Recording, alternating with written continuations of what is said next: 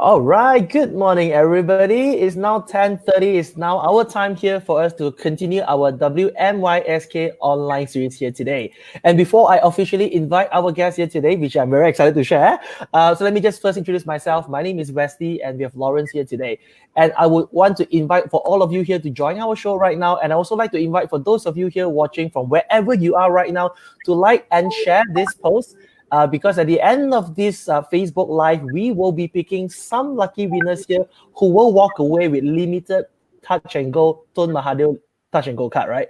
So, and again, for those of you who have just joined in, one more time, good morning. And yeah, so before I start again, my name is Jessica Chen, and I'm very honored, very grateful here to have a guest speaker all the way from the States, California. Am I right, Jessica? That is right, California. All right. So, Jessica, so before we go into the questions about the top 3 steps when it comes to developing confidence and communication skills. So, how is it over in the States? How is it like now? I mean, recent COVID. Yeah, so like you know, I'm in California, specifically in Orange County, which is near Los Angeles. And right now we are all sheltering in place, like many parts of the world. So a lot of us have had to work from home and get used to that environment, which is a lot of video conferencing. Fortunately, at least on our end, video conferencing is something we do a lot at Soulcast Media, so we're already quite used to it. But overall, our priority is just to make sure everybody is, safe at home. That's the most important. Yeah. All right. And for those of you who have just joined us in this Facebook Live, so we're already quite used to it. But overall, our priority is just to make sure everybody is, safe at home. That's the most important. Yeah. All right. So for those of you here who just joined us in Facebook Live, I would invite those of you here to like and share. All right. So yeah, sorry, Jessica. So in this case, you are a LinkedIn instructor. I mean, I know that you share a lot of content online. So perhaps would you mind to just do a little bit introduction about yourself? Yes. So my name is Jessica Chen, and I'm the founder and CEO of Soulcast Media, and we're a communications and media agency. And primarily, what we do is we teach all things communication. So public speaking, confidence, interpersonal communications. That's all really important, not just, personally, but professionally as well. So that's what we do at Soulcast Media. I'm also a LinkedIn learning instructor. So a lot of the stuff that I teach is online. So you're able to see it. But before I became founder and CEO of Soulcast Media, I was actually a television news reporter. And I was in that industry for almost 10 years. I moved around the country a lot. Worked for NBC, ABC, and ABC was where I was most recently at, and that's actually where I won an Emmy award. So yeah, it was a great experience. Right, good. Yeah, so how did it start then? I mean, were all this while were you in the broadcast and journalism industry? Yeah, so the funny thing is, so I went to college at UC San Diego. And I didn't study journalism, actually. I got all my experience when I was younger doing internships. And that was where I was first exposed to journalism. And honestly, I loved it. I loved everything about it. So when I was deciding on my career, I knew I wanted to get into journalism. I love how exciting it was. I love meeting different people every day. I love talking about really important issues. And I got to do that for 10 years. But, towards the end of it, I realized I wanted to do something, a bit more and something a little different. And I've always been fascinated with business. In fact, my father is a businessman.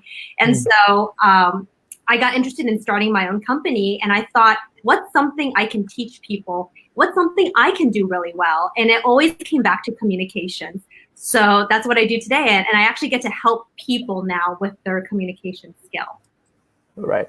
So speaking of which, when you speak about communication skills, as you know right now, not too sure where in the States, but it's quite bad here in Malaysia, in Asia, where the COVID-19 has recently affected a lot of people, be it individuals or businesses. So from your own viewpoint, how can entrepreneurs and business owners stand out among their competitors, especially a lot of them right now, they are going to the space of online content creation, they're going to e-commerce. How can they be different compared to others in the space of communications? Mm-hmm. So given the time, and obviously no one expected something like this to happen, but because of it, a lot of our behaviors has changed, meaning a lot of us now are on the internet maybe more than we were used to. As a result of that, like what you can do as a business person is now know that because more people are online, you need to capitalize on the number of people and the number of eyeballs looking on the internet. So what you can do in terms of like e-commerce, video content is now is the time for you to shoot those videos. Now is the time for you to talk about yourself and share your story, because the fact is there's more people on the internet searching the web, looking for things to watch, things to learn. So if you can use this environment that we're now thrust into, now is the time to, share about yourself and be comfortable doing it. Yeah, I think thank you. That's very good share, good point. That to be very frank, I also have said this in a lot of our sessions that this is also the first time I'm doing this for over so many years. I've run Parentis. I gave my first time to Wesley. I've said it a lot of times as well. I've not done any of this Facebook Live or this interview videos. I've not done. In fact, taking own videos and start talking on it on my Instagram account. All this is first time during this COVID-19 period. A follow-up question on that. Now that everyone is going into it, you see, when we, I'm not saying that people are following us, but when we did Facebook Live, we realized a lot of organizations are doing it as well. Suddenly, all Facebook, Instagram, you have sorts of interviews, people doing it at midnight. People doing it at midnight. So we are seeing this, so many content flowing on the space. How did you get the inspiration on getting new ideas, and on what are they based on when you are trying to create a content? Yeah. So I think that's a good question. And my answer always revolves around first understanding who your audience is. So for you guys, you have to be able to identify, who are the people who gravitate towards our organizations? What are the things that they care about, that they prioritize? What are some topics that interest them? So once you've identified that, then making sure whatever content you do specifically addresses their interests and their concerns. Because yes, it's true. Right now, everybody is now saying that because of the situation, let's do Facebook Live, let's do more video. And I think that's fantastic. But I think if you want to speak to your audience, they have to know your organization for this type of content, whether it's inspirational content, educational content, to learn something. Identifying it is really key. I think that is so true, because I have just, while we were speaking before we went live, we were actually discussing about the youth age group in Malaysia and the youth age group in the US, right? So Jessica was very concerned that are we talking to a group of high school or middle school students? But in fact, in Malaysia, the youth groups are even higher. So whatever that I do over in my apprentice, I don't think the high school students may be interested, and they love to do crazy videos. Follow-up question on that, Jessica. I think it is important that when we communicate with people, we need to actually share the right message, the correct message. And I believe this requires skills. You need to put, their skills in communicating. What are the top 3 steps that you see in an effective communication? So when it comes to communication, obviously the words you say are very important, meaning trying to simplify the message as much as possible. And a great example of this was when I was a news reporter. We would go out, we would interview people, we would write the story. And even though the story itself might have been very complicated, right? Complicated issues, we always in our mind had to remind ourselves that we had to simplify it, because because it does 2 things. It makes it more engaging and it makes it more easily understandable. And if you're talking about communications and communicating with other people, you don't want to lose them, right? You want them to pay attention, you want them to focus, you want them to understand early on what you're talking about. So that's one really important thing when it comes to communication, is simplifying your message. And that really does take planning and a lot of organization beforehand, but it definitely pays off. The other thing I would say when it comes to communications is body language is actually very, very important. And for those who follow me on LinkedIn, I'm actually very active on LinkedIn. A lot of my videos talks about using body language and communication. Because even though the words you say are very important, how you use your eyes, how you use your hands, how you sit, your shoulders, all that gives presence, right? And when we're talking about presence, that also affects your confidence and how others perceive you. So these are all things that I talk about and teach, but they really are so important when it comes to confidence and communication. Right. And one of the things that I've been following your work on LinkedIn, and I recently got connected with you. Thank you so much this morning. Over there in the States this evening. All right. And you speak a lot about presence, which I would think comes in very timely now, and then especially where a lot of meetings are done virtually right now. Do you have any tips in regards of online presence when it comes to presence during virtual meetings and presentations? Mm-hmm. So for those who have to get on these video conference meetings, sometimes it can be very overwhelming, right? There's tons, like there could be 5 people on, there could be 10 people on, and sometimes it can be very too many people are talking. So my suggestion for something like this is, I always say, especially given the time and a lot of people are still getting used to this environment now, that whoever is leading and organizing this meeting, they really have to do a few things to control this uncertain environment. So some of the things you can do is, setting an agenda, early on, sending it out to your team. So, because the thing with these video communication is it's very easy to get off topic, and then it's like, how do you get everybody back in focus, right? So sending out an agenda ahead of time, the organizer can make sure that nobody's wasting time. We're spending 30 minutes together. We have a list of issues we want to address. So the agenda helps with that. One of the tips to help when everybody is talking, right? And it's like, how do you get control of the room? So it's setting rules.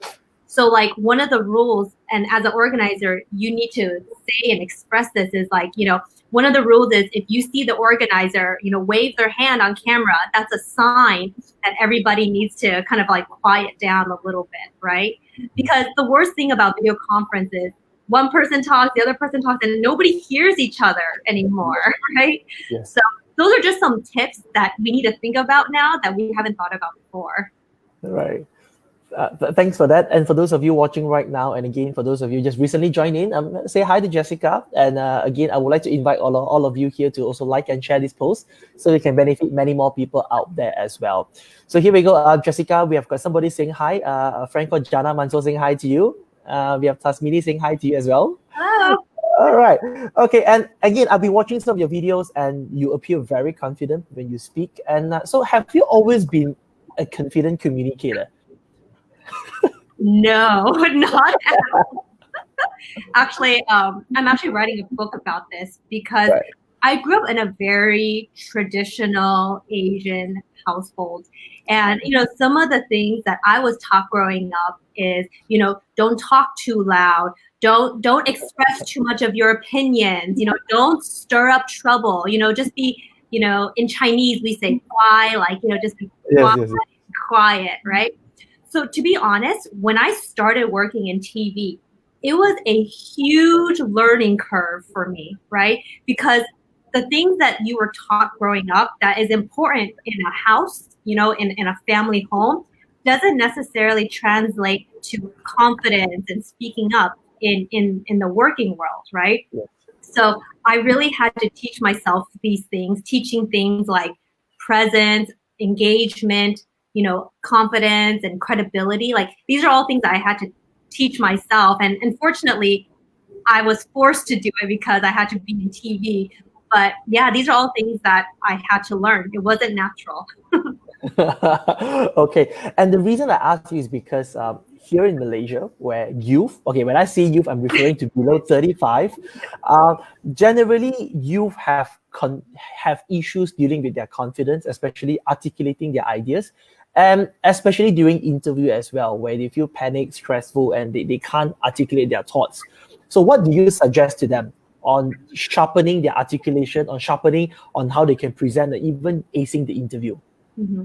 So one of the most important things is preparation. Like if you prepare and prepare well and spend the time preparing, it absolutely pays off. So for example, I work with a lot of executives and CEOs on public speaking and communications.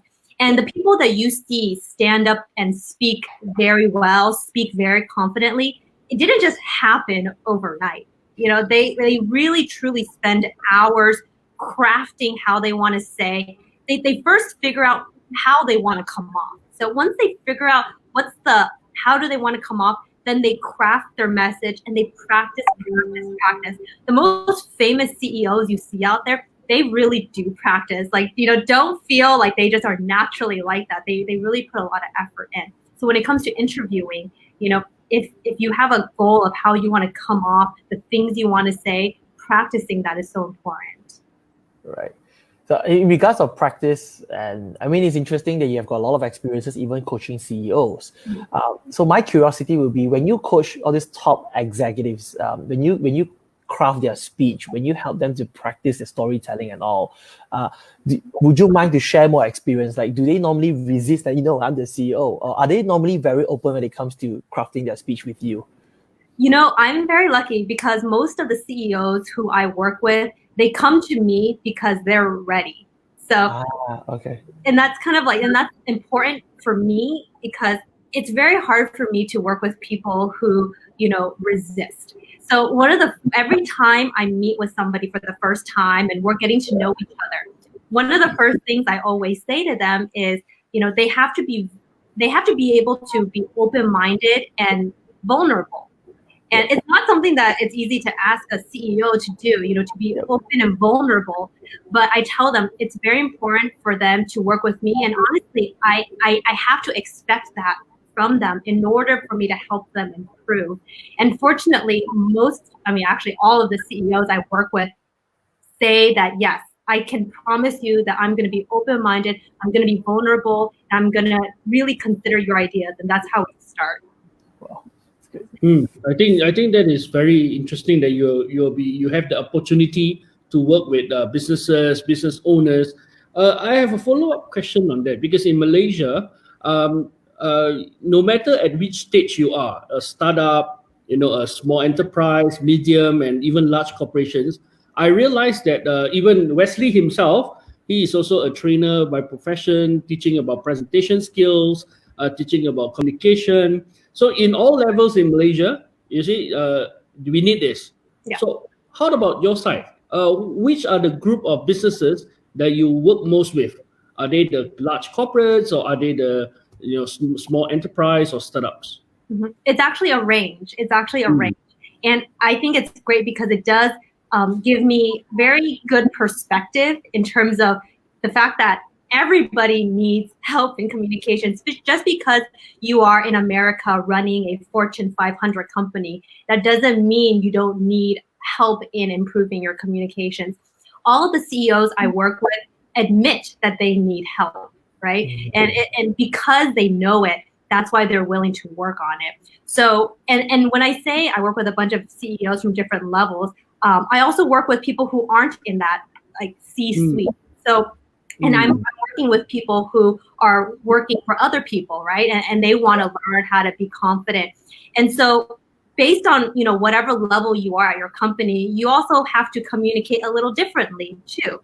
And so, for example, when you are a more junior employee, right? And you're speaking to somebody who's older, one of the things that I teach is that if you're talking to someone older, you have to understand from the older people's perspective, they want to know why they should listen to you, right? So what you have to establish early is credibility. So what can you do to establish credibility early on? If you're talking about, your peer-to-peer communications, right? What do you have to establish? You have to establish trust with your peers because you guys are on kind of the same level. So basically different tiers have different approaches to communication. Right. Well, I think that is very important because if you realize the patron of my printers is Tun Dr. Mahathir Mohamad, I think a very famous prime minister, for not only once but twice in the history of the world. So definitely, I'm aligned with you. Whenever I see him, I actually sometimes startle.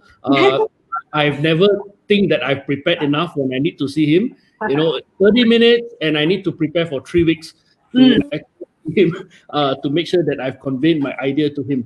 I have a follow-up question on this. What do you think is, when they say that they are not prepared, when these people are worried of who, what do you think is their main challenge when it comes to communication, other than preparation, which is also essential? What is actually their largest challenge? Is it that they are afraid, or is it because they are just not themselves, they just can't speak well, or what is the barrier, what is the challenge that usually people have?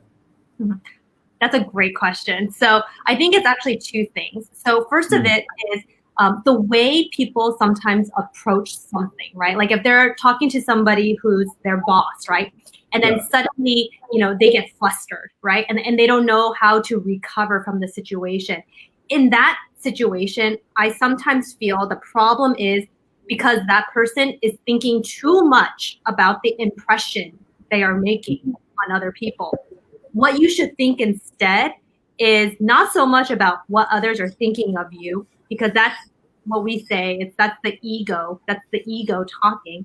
What you should focus on instead is why you are there, because you're there because you are sharing information. Like you are basically the messenger. So if you can kind of see it from that perspective, it takes away all that pressure, that expectation, because you're just there to educate, inform, share, right? It's a lot less threatening than thinking like, oh, I have to make a very good impression. Just simply saying what takes a lot of that out of it. All right. Good. And I totally agree with you. I think in terms when it's not about me, it's about sharing the information to the other person you're speaking to. Now, I want to go backtrack a little bit when you speak about building credibility and you talk about creating the trust. So I want to speak on behalf of a lot of Malaysians we live in a culture where, again, you don't go against your boss, and you always agree to what your boss says and think. So do you have any tips when it comes to establishing credibility, especially talking to people of the higher social status? Yeah, that's a really good question. And the answer to that really is in your approach, right? So, if you want to say something, you don't say, no, I don't agree with you, right? That's too abrasive, and that's definitely not the way. So how can you communicate so that you're not threatening their credibility, right? How can you make them? So I think the key for that is you need to acknowledge that you hear and you value their opinion. So what can you say? You can say something like, that's a great suggestion, Lawrence, right? And I think that would really help. Have you thought about this instead, right? So posing it as a question is also a lot less threatening too. So first is acknowledging them, acknowledging their thought, but then making your suggestion a question, right? So I think that's a good way to approach it. All right, good. So Jessica, we have a question from Jana. So let's take that question in. So as we all know, communication is key. How do we communicate in order to make people understand our point? Because most people listen, but they may not be able to understand the message. So in terms of clarifying the message, do you have any tips in regards to that? So yeah, even before, so as the person who is communicating, right? What can you do? So this is what I always say. What can you do that's in your control that you can help the situation? So what you can control is, even before you speak, kind of going through your mind of like, okay, how can I say this so that it's more simple? How can I say that it's more clear? So that's what you can control, right? So you kind of go through that in your mind. And then once you have simplified the message, right, and you've tailored it so you're saying it in a way that captures their attention, then you say it. And then you have to kind of be perceptive of, how are they reacting to it? Do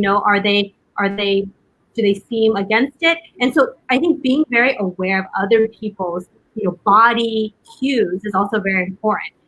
Asking questions, like, you yourself can ask, does that make sense? Or what do you think, right? So that keeps it engaging is very important too. Right. Thank you very much for the answer right there. Jana, hope she clarifies your answer. Right. Thank you very much for the question, Jana.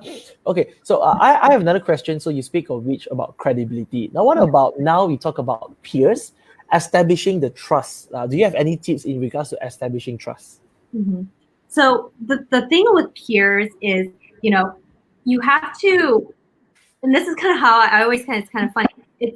It's a good opportunity for you guys to know each other. So even though you may not get the opportunity to do that with, let's say, your boss, right? You have equal opportunity with your peer to be a little bit more comfortable and open-minded. So some ways to establish trust is to, if you're comfortable, share a little bit about yourself, right?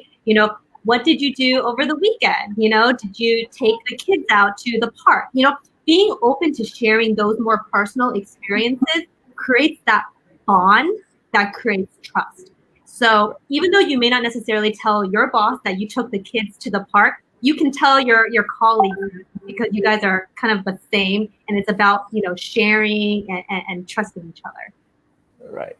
I think this is timely, and it's very important that the peers can work together closely, and it also resonates to what our audience has asked just now. It is important that each other can share and understand clarity in messages that is passed around.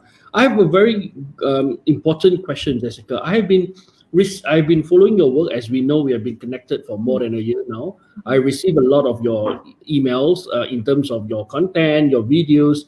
You have been doing training offline, online. I'm really curious about this because I personally went into Wesley's session before and I'm pumped up but when it comes to online, definitely it's a different spectrum, different space. How do you see the difference between communicating and training online and on the offline? And if there is a difference, how do you manage the difference? Mm-hmm. So in terms of how we run Soulcast Media, as you know, most of our stuff is online training.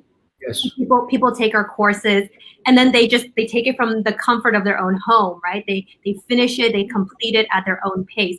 But for us, we want to make sure that the people who are working with us, taking our courses, that we are establishing a relationship basically with them. So it's not so like we don't see our students as a transaction. Like we truly try to make it a relationship. So that's why you'll see, all the emails that I send out. I always encourage people to email me. To be honest, I read almost all the emails. I know it's crazy, but I read almost all the emails from people who are part of our Soulcast Media family because I truly care. Like I really want to know how we can help them after they finish taking their online courses. And the great thing, and I feel so lucky, is that a lot of the people who take our courses continue to take our courses. They'll take the new ones that we have. And I think it's because they see that they get to know me and I actually get to know them in the process. So. Yeah, I want to address that's good that you establish the relationship so that you are not like what you said. It's not a transaction. Instead, it's a relationship. Mm-hmm. So my follow-up question is this. So a lot of people here where when you talk about learning communications, on the other hand, they have this thought like, I just want to be direct and simple. I just want to go straight to the point. I don't believe in relationship. I don't want to know the agenda. They'll just tell me what it is. So what's your take on this? For people who are very direct in speaking, their speech pattern, they're very direct, they're confrontational, and they don't believe in communication. They just want to go straight to the point. So what's your advice for them? So my advice for that is great, right? That's the style. That's your style. However, that's not the style that's going to work for leadership. It may work if you are, starting out, you're young and, you're just trying to get the work done, right? You don't need any of that extra stuff. However, and this is so true across all the CEOs and leaders I work with, the higher you go, the more it is about interpersonal communications. So even though that person today may not feel it's necessary, I promise if they want to be more of a leader, that is going to be a skill that will be important. They may not see it today, but I truly believe it is something that will be valuable. So it is not just about getting the message across, but it's about getting people to collaborate and so that you can have the interpersonal relationship. That's what you're saying, right? So another follow-up question, which I'm very curious in, is there's a lot of articles and ideas, videos about storytelling, which I'm sure one of the things that you talk a lot, right? And especially people in the C-suite, CEO, one of the best ways to persuade people is using the power of storytelling. Now, would you mind to elaborate further in this? So how can people adopt, how they can learn storytelling, and how they can use stories to inspire and to deliver their message across? Mm-hmm. So one example that I always give when it comes to storytelling is storytelling brings people in to experience something that they may not have personally experienced before. And you do that with storytelling. So for example, if I tell you, hey, Leslie, I went skydiving last week. And let's say you've never gone skydiving before. But if I can tell you, the story of skydiving, hey, we had to wake up really early that morning. We drove to the airport. We got onto this plane, and then they geared us up. And then we got onto the plane. So if you say in a story, the other person, you who's listening, can feel like the excitement and the emotion and all of that stuff. And then you now feel that you are part of that experience. And it makes me and you connect. And it just makes the whole experience more relatable instead of just me saying, hey, I went skydiving, right? So how do you bring it alive? You bring it alive by telling and sharing your experience through storytelling. I think I really love that answer. And one thing that you have mentioned that you need to keep practicing, you need to keep preparing in order to be ready. I think this is something that a lot of people, a lot of Malaysians, a lot of people can actually learn from you and actually go to your page and start picking up skills on communication. Next question is on confidence. Is confidence something that we can learn? And if not, or if yes, how do people that has no confidence, they do not know, they are afraid of talking to people, how can they develop such confidence? Mm-hmm. So confidence absolutely can be learned. And if you want to be more confident, this is what you have to do. You have to just keep taking actions. You have to be proactive. You can't develop confidence just by sitting back and reading a book about it. You really have to go out there. You have to put yourself out there, have some failures, but still have a lot of successes along the way. And because of those action, the trials and error, that is what builds confidence. A lot of what confidence is also experience, right? So if you can gain more experience, that automatically allows you to gain more confidence as well. I'm a person that really believes in taking action. It's very important because no point sitting down, talking and speculating and you expect something to happen. So confidence is by action. This is something very interesting. But there are a lot of times that people are being broken. They are being broken. They are being hurt along the way. The fear of rejection. How do you actually overcome this fear of being rejected, fear of actually people are not interested to talk to you? So how do you overcome this fear? So you have to think about why do you have that fear in the first place, right? And if you really kind of deep down inside of you, a lot of that fear comes from your fear of what people are going to think of you. And a lot of how you can break that is to realize if you can think of yourself again as I'm here to educate, I'm here to serve other people, I'm here to inspire. If you come from a place like that and people are critical of you, you won't take it so personally anymore because it's not about you, right? You're not approaching your business or your work from you. You're approaching it because you truly just want to help other people. And if they don't like it, then you're okay. It's okay. It's not about you. So take you out of it and it'll hurt a lot less. Yes, yeah, exactly. This is how I manage Printers. It's not so much about me. It's about the organization and its objective and mission. But of course, there are a lot of fear in my personal self that I was asked to do a lot of dancing videos, cooking videos. But I said no, thank you very much. I think that is about me. I can't be shown, I can't be seen doing those videos, but I would love to one day. Wesley, over to you. Thank you so much for sharing that, Jessica. When I first started on Facebook Live and shooting videos, one of my fear was how do I look on camera? Whether do I speak perfect English? Is my ing, ed, grammar, is it right? So I was also very critical back then when I first started, right? And that resonates with me. And we have got one question here from Angeline, who asked you this question. So there's a question by Angeline Joseph, and she says, how does one improve our communication when we get into leadership? What is one thing that you will recommend that we can practice immediately right now? Practice immediately once they're in leadership or when they want to get into leadership? When they get into leadership. So when you are now in a leadership position, I think one of the highest priorities of a leader is to actually get to know the people that they are serving. So for example, if you're the CEO of a company, are you getting to know your employees? Are you getting to know your customers personally? And I know, a CEO, there's just so much on their plate, but I truly believe if the CEO knows and gets to know the people that they're working with, they know their customers, it'll help them communicate a lot better because they're going to know what their employees and their customers care about.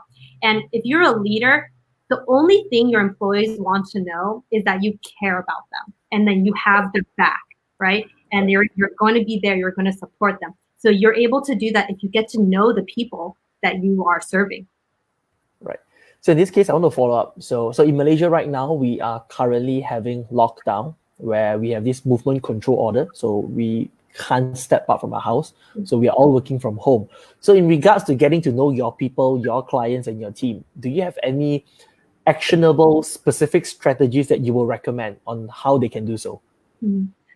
It's kind of like this, schedule, even though we cannot be face to face, but still continue to schedule meetings with people, right? But let there be no long bullet point list of we have to talk about this, we have to talk about that. Just a simple 5-minute catch up, with a little people individual truly makes a huge impression. And that impression is that you care. It's not because you're calling them because you want them to do something. It's just you're calling them to say, hey, I just want to see, is everything okay? That's all you have to ask. And just you putting that effort in and you as a leader doing that will make the employee feel so taken care of. Right.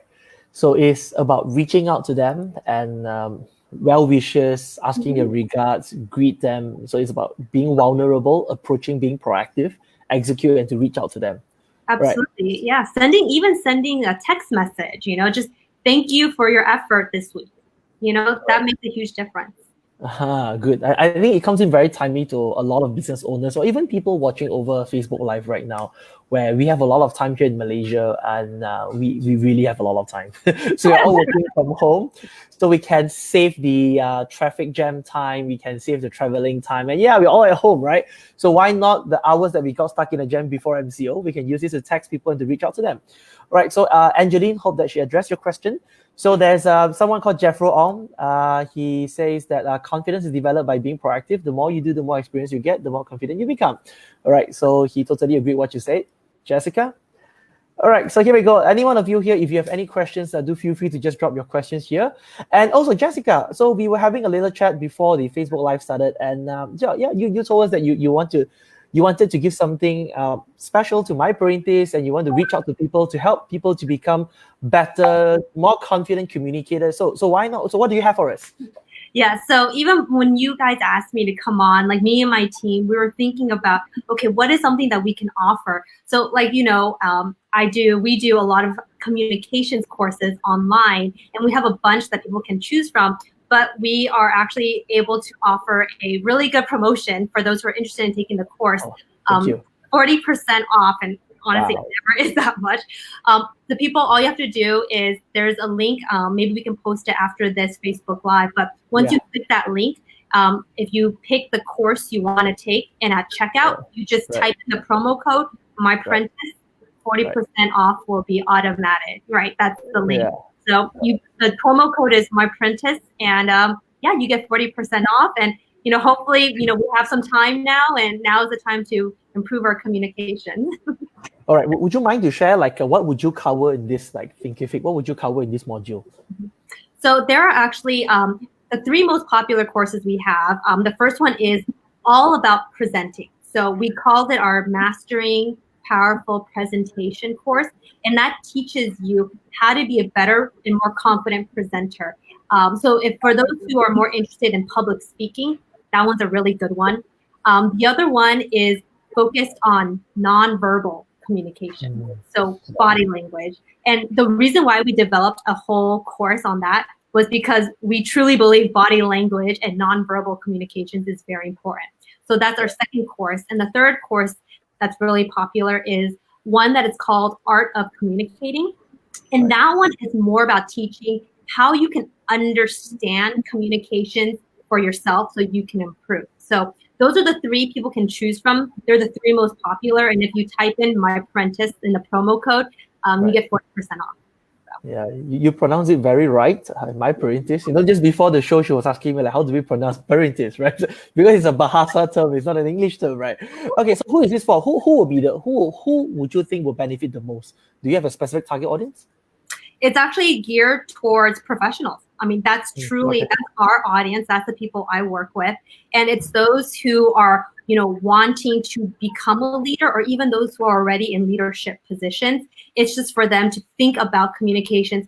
And, like you guys know, we all know we want to improve our communications. We can always figure out areas. Oh, I wish I could be more clear. I wish I could be more confident.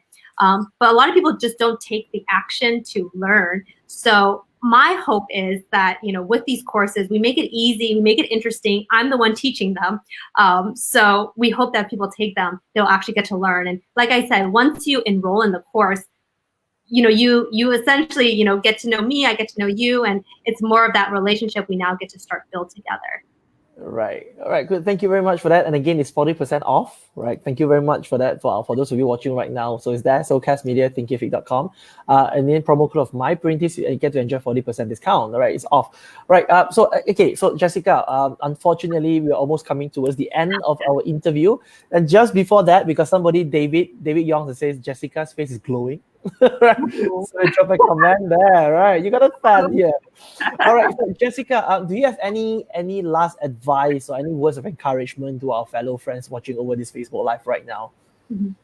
The one tip I can say is, if you don't feel that you are a confident or good communicator, please don't be discouraged that is how you're going to be for the rest of your life. It's absolutely not true.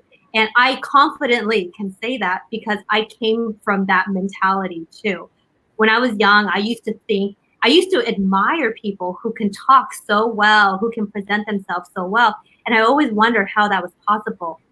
I was able to teach myself, really immerse myself, and that's how I became better. I'm still improving. There's still so many areas where I think I can improve as well.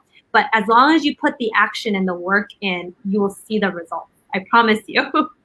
All right. Thank you for that. Lawrence? Yeah, I think a lot of your message actually brought me back to the early days of my work when I started coming into business. I remember even doing a same presentation until I was trying to doze off. So I really think it's important to have to take action so that you can actually gain the confidence and the experience.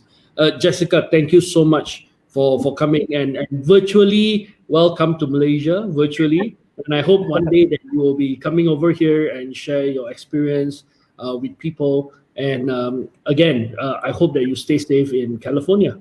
Yes, thank you so much for inviting me on. For all the people who are joined today, I'm so honored that you're here. Please follow me on LinkedIn or on social media. But Wesley, Lawrence, thank you so much for giving me the time. Right. Thank you so much for your time. What time is it now over in the States? It's around 8:15 p.m. at night. So I'm about to go to dinner now. It's 11:15 in the morning. All right. Okay, good. Thank you very much again one more time, Jessica. And I want to do a quick shout out for those of you watching right now and in support of our frontliner right now. So in My Apprentice, we are currently running a campaign. It's called My Apprentice Care for the support for the frontliners and the deserving family members. For those of you here who would like to contribute to help out in this My Apprentice Care, we would love to invite you to be part of this initiative. And for those of you here who are keen to contribute, so do reach out to us in our Telegram channel. So that's h.me, My Apprentice, and I would love to invite all of you to be part of this as well. And one more time, I would like to do a very quick shout out for those of you who are watching this right now. I would like to invite you to like and share this Facebook Live, this video to benefit many more people out there. So again, lucky winners, you will walk away with limited edition touch and go card. Just like our tag credit card, all right, tag card right here. And so yeah, we got some people here. So Jessica, David said, thanks, Jessica. Good to see your glowing and shining face. Aw, All right. Stay safe in the States. And we have one last question right here. Farah, one last question. Okay, can you suggest a book that will help people to improve their grammar and their vocab? Interesting question, Farah. grammar and vocab. Well, one of the books that, and I'll just tell from my personal experience that I read many, many years ago, but it really transformed the way I communicate, is a book called Crucial Conversations. Crucial Conversations. It's written very easy to read. And actually, when it comes to, if you want to improve your English and grammar, reading is actually one of the best ways to do that. So if you read this book, you can do that, but also learn some skills in communicating as well. Right, sure. Thank you. So it's Crucial Conversation. Yes. Correct. All right. So I hope she answered your question, Farah. And one more time, thank you so much, Jessica, for your time. Thank you very much, Lawrence, to be on the show again one more time. All right. So, and usually before we end, we're going to take a picture. David is reminding, Wesley, remember to take picture before end. Yes, noted, David. All right. So we're going to take a picture, and how we do it is that you're going to show the love sign to the screen, and I will just take a snapshot over my side. All right. So ready? 1, 2, 3. All right. Thank you very much, Jessica, for your time. For those of you here, thank you very much for watching. Jeffro say thank you. Hockett say thanks. And again, stay safe. Thanks for your insights. Thank you very much. Again, one more time, Jessica. Thank you very much, Lawrence. Lawrence, any last words you want to say? Thank you so much, Jessica. We will definitely see you soon. All right, see you soon. I hope to see you really live soon. Stay safe over there in the States. Thank you so much, everybody, for joining. Until then, everybody, signing off from My Apprentice. Thank you, everybody. Thank you. Bye.